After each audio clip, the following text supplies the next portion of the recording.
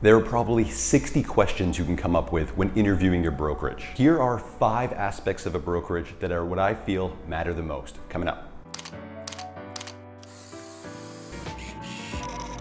Hey, what's up guys? Callum Moore here. On this channel I share information that we need to achieve real estate success. If you haven't yet, consider subscribing. At any point during the video, check out the description below. I list links to what we discuss, all my recommendations, and how to contact me down there. Let's get into the video. These are my 5 things a brokerage must have. Early help, work environment, payment structure, what they offer, and freedom. Let's start at the top, early help. Early help consists of training, mentorship, admin support, who is available on short notice if I have questions, and the most important, in my opinion, that barely exists, and I know I've said it before, recorded video for us to refer back to. So training and mentorship. Everyone remembers their best teachers and best coaches throughout their life. Some people, although, even with, let's say 20 years experience, have no clue how to articulate their reasoning and project themselves back to the beginning when they first started. So it's up to us in the interview to read these people and ask the appropriate questions.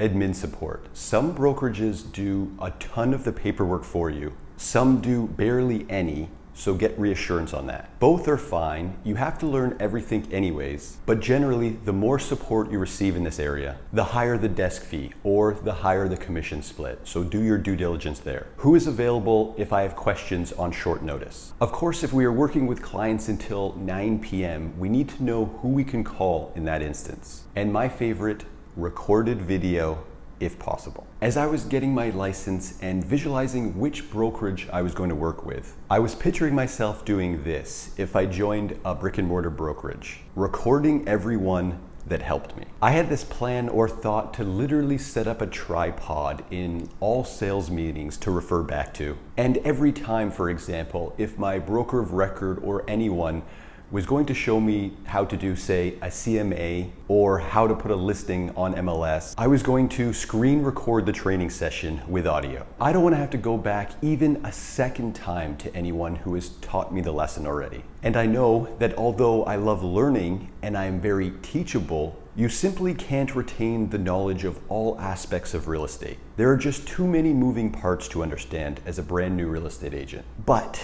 if it's on video, perfectly organized video tutorials, well, not only am I happy, but they only need to do it once. This barely exists, unfortunately. My brokerage, eXp Realty Canada, has some video recorded training, but I want to make it way better and have video tutorial on every single aspect for brand new agents, either joining eXp or anything, and update them annually. Okay, so that's the most important for early help. On to work environment. Work environment consists of culture, goals, mindset, and work ethic. Culture will be a tough one to feel out in the interview, but you can still organize a few questions and try to read the person you're interviewing. Goals are simple. It's very nice to know the company's goals for sure, but goals to a certain extent are up to us. Mindset is a great one.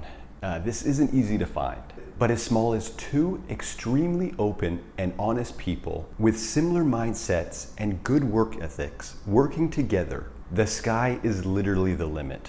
But it's tough, not just to find in life, but to realize in an interview. A good way, in my opinion, is their level of patience. You can gauge this on how they are answering their questions. Are they truly interested in diligently answering your questions, or are they thinking that you're just another brand new agent that might come and go? Try to find out how they solve problems as well. If you are asking questions during your interview and you can tell that they don't know the answer to 1 or 2 of them, but are giving you a bit of a runaround BS answer just to move forward, this is no good. You 100% want a person that of course knows their stuff, but if they don't know a couple of the answers, you want a person that says, I will find that answer and get it to you after this interview. If they are too proud or something to be wrong or look like they don't know something, it's time to look somewhere else. This mindset is terrible for growth. Another simple but huge one is time. Are they on time for your interview? Did they make you wait in the lobby for an extra 5 minutes, or did they start the Zoom meeting late? That's a big one for me because mutual respect can be determined by two people that value each other's time. Finding these qualities in a brokerage or who you choose to align with is a tough one, but super important. On to 3, payment structure. Easy one here. Do the numbers make sense? Unless it's an extremely confusing team structure, this is black and white. But some brokerages you will need to negotiate with, unfortunately. Some brokerages' desk fees or even splits can be significantly higher than others. You could have a person join the brokerage at the exact same time as you, and they will pay different desk fees and have different splits than you because they negotiated in the interview. I personally prefer open honesty in this aspect, but if you have an in and can get a deal, all the power to you. 4, what they offer.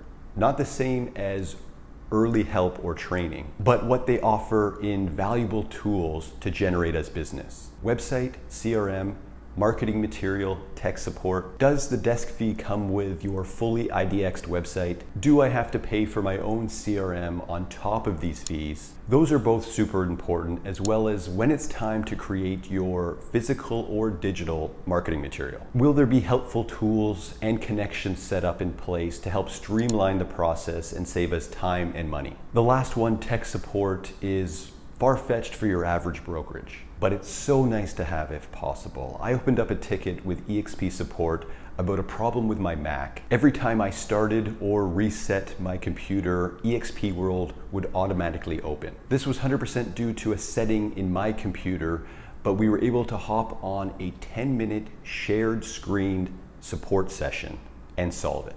You just can't beat that support. I'm not saying the real estate world is dated. I once asked MLS support, what we will all have regardless of what brokerage we choose, to screen share with me to solve a problem. The lady was so confused that she went on a bit of a small tangent about how they've never done that before, they're not even capable of doing that, and never will. It scared me a bit. Which leads us to 5, freedom. Freedom in branding. If you're going to work with someone that says, no, you can't put your face on your own sign, no, you can't use your own colors, you should use their website, or even worse, wait for it, they make you put their name before your name. I don't know if you've seen this before or even heard of it, but it exists. You want your brokerage, no matter who they are, to be a small part of your branding, and you want your name or your name and your own personal brand name to be the main focus, nothing more.